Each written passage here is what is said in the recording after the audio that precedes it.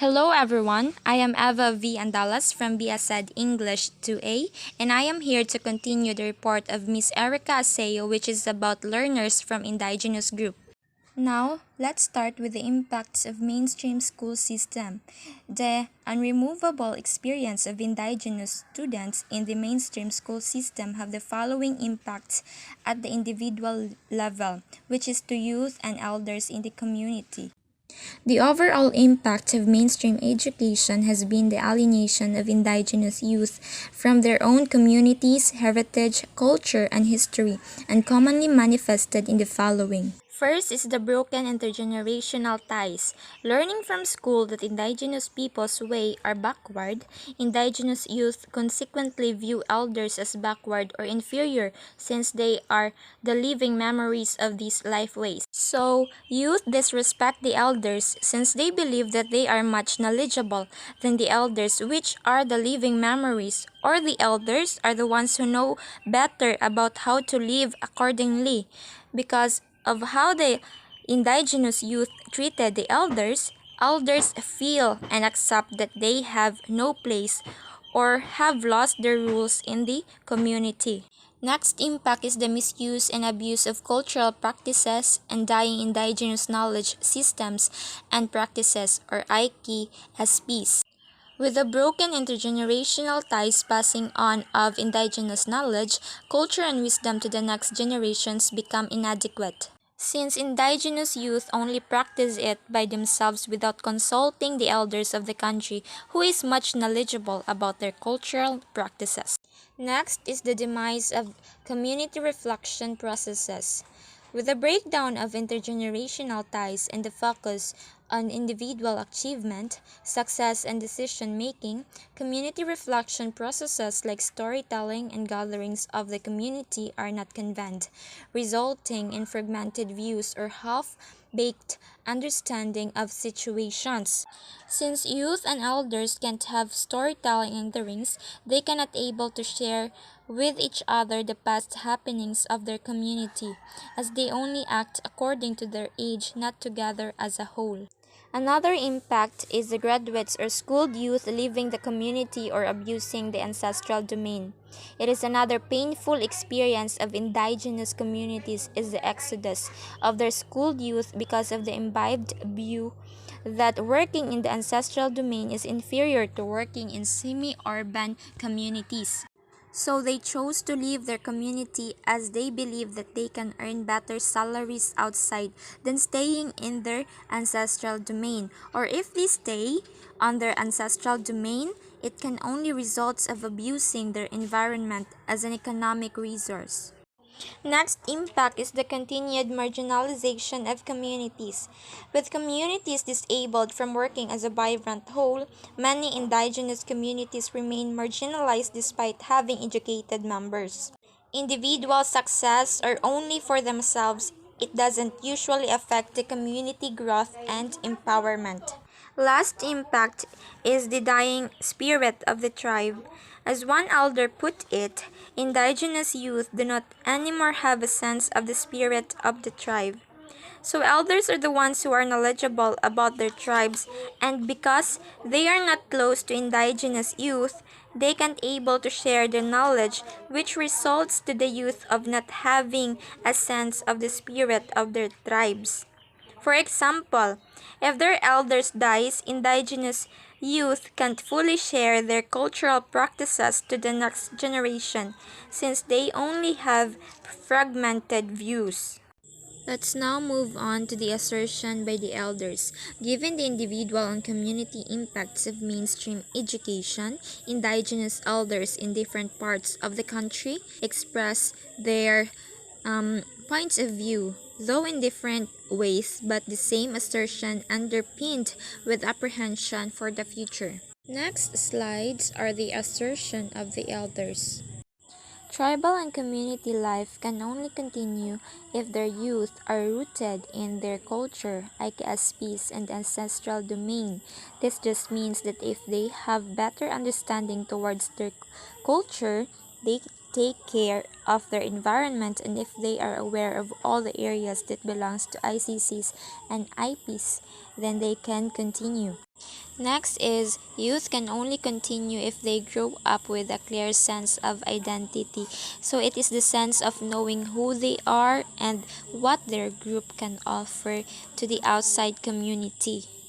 Another is youth can continue if they are committed to meeting the challenges and issues that face the tribe, so most probably discrimination, as this is the well-known challenge that an indigenous individual faces. So if they are able to surpass these challenges, then they can continue their tribal and community life. Also, tribal and community life can only continue if their youth can assert their self-determination and are conscious of being inheritors of a heritage and their elders for the coming generations. Eyes here, I have a question. What will happen to the ancestral domains they are fighting for if the next generations do not accept this generational and historical legacy and take care of it accordingly? So most probably the ancestral domains will be left behind and it will be abused to become a source of income and it will be replaced with infrastructures if indigenous youth can't able to do their responsibilities as the hope for their community. Okay, so now let's move forward to the culturally sensitive educational intervention that are classified into three. First is the indigenized formal education. So when we say formal education, it is what we normal students tried. So basically the primary and secondary. Indigenized formal education takes many forms, like the use of local language when appropriate. So they are against with the use of Filipino or English language as the sole mediums of instruction. Next is the discussion of concepts with local situations like fermentation or salting, wine making, counting, and simple weaving. Next is the inclusion of local knowledge in the topics, so like local identification systems of animals and plants or land and water forms.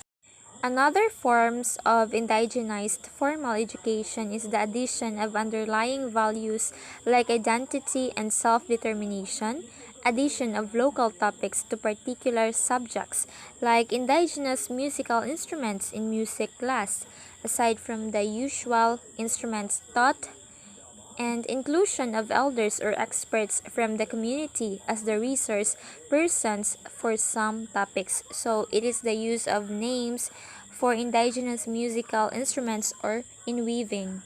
Second is the indigenized alternative learning systems curriculum. The ALS curriculum is applied to the indigenous education programs with innovations consisting of the use of indigenous learning and teaching techniques and increased use of indigenous materials or teaching aids. This is an overall non-formal education system meant for dropouts, adults, and out-of-school youth who wants to study at their own pace and place, and this is usually done with the use of outdoors as venues for lessons. Third is own system. So this approach employed in areas where the formal school setting is not applicable and appropriate, or the communities have decided to design their own school setup in response to the painful impacts of mainstream school system. So if we say not applicable or appropriate, so these are the areas where the school is being introduced for the first time or it is quite far from their town proper. In communities hardly reached by schools, the own system type tends to be more appropriate. Partner indigenous communities come up with an implementation of such efforts that are different from the previous ones. These efforts are the community-based, in which community participates in establishing and managing the school or educational interventions in all their aspects. Second is the rootedness in the IKSPs.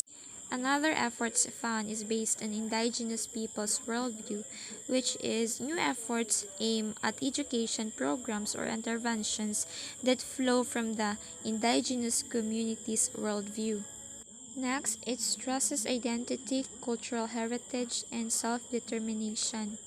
Another efforts found in own system are the focuses not only on cultural manifestations or the songs, dances, stories, but also on culture as a living process. And it is the understanding of cultural processes that will help indigenous youth to better understand whether community is what it is today and to concretely maintain their community and culture as a living entity. Next is being responsive to present needs and situation or the complementation with Department of Education competencies. Lastly is the systematic, not reactive response, which is addressing the problem of the whole system right away. Another subtopic of learners from indigenous group is an education system appropriate to indigenous communities.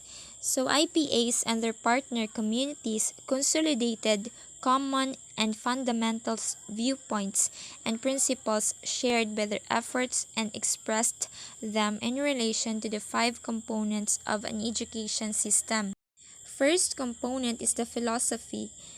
Fundamental to the education philosophy is the recognition that indigenous peoples have an education system that should be the foundation of the educational interventions. Indigenous culture, history, heritage, and spirituality are the foundation on which an integrated sense of self and identity is built. Next component is curriculum and evaluation process. These mirror the community situation and enables learners to deal with the challenges the community faces. It conceptualizes with the community. It is also based on IKPs and indigenous peoples competencies and complemented by competencies needed to engage the contemporary world, and it flows with the cycle and situation of the community. Testing and evaluation processes should be a complementation of community and mainstream assessment and evaluation tools and processes, and this is done with participation of the community. Another component is the teaching and learning process. Indigenous teaching and learning processes should include revealed knowledge, ancestral domain, and elders as teachers, uses tribal language, community teaching learning processes complemented by mainstream ones. Another component is the instructional setup. Instructional setup should adjust the education calendar to the pattern of life of the community and use of the appropriate educational aids. Also in instructional setup, indigenous peoples as teachers, if not indigenous peoples, they should have deep respect for indigenous peoples' way of life and can live or flow with the community, and buildings or structures that are culture sensitive and based on indigenous architecture. Last component is the management, which strongly feel that being part of management will allow them to take part in defining and designing the kind of education their tribe and community needs. So indigenous communities have been very assertive about their right to be part of school or program managements. Not only it is consistent with their communal way of living. Is everyone still listening? Okay, good. So let's now continue to the indigenous people education system. During the second National IP Education Convention in May 2007, the reports on key findings of case studies done in four areas in the country significantly articulated what the indigenous education system was. The next slides are the following key points shared in the case study. First is the indigenous communities have a system of education.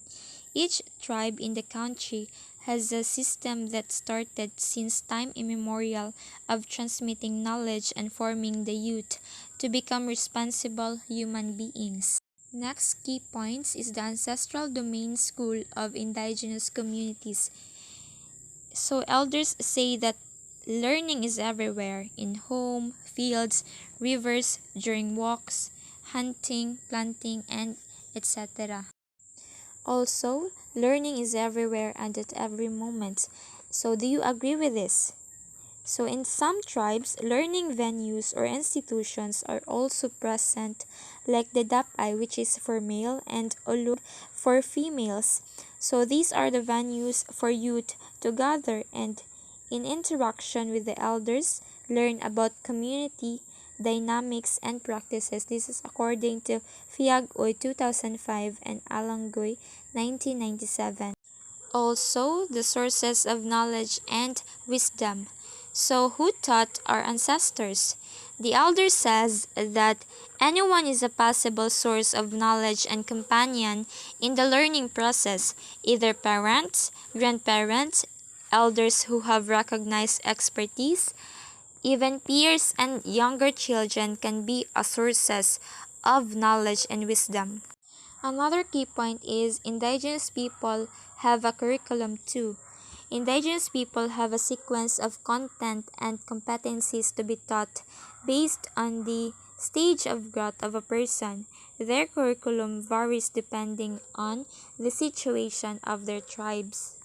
Another is indigenous books and knowledge storage system. Elders are the repository of knowledge. Their memory is the library of indigenous communities. Knowledge is also stored in songs, chants, dances, rituals, and day-to-day activities of the tribe. However, day-to-day activities was the ultimate repository of knowledge, for it was in living the remembrance and storage were ensured. Also, the indigenous people's education philosophy. Tribes' worldview guides the whole process of learning the IKSPs of the community. They believe that land is life and is sacred, and that this permits the IKSPs where the ancestral domain is classroom and teacher at the same time. Nurturing and protecting the ancestral domain is a fundamental tenet in molding the young ones. Last is the teaching learning strategies. Among tribes, there are some common teaching learning strategies such as demonstration, actual activity, apprenticeship, which is for specialized roles like healers and shamans, and direct instruction. So that ends my part for the learners from Indigenous Group. I will now give again the stage to Miss Erica Aseo for the last part of this topic. So thank you everyone for listening. Hope you have learned something from me today. Goodbye!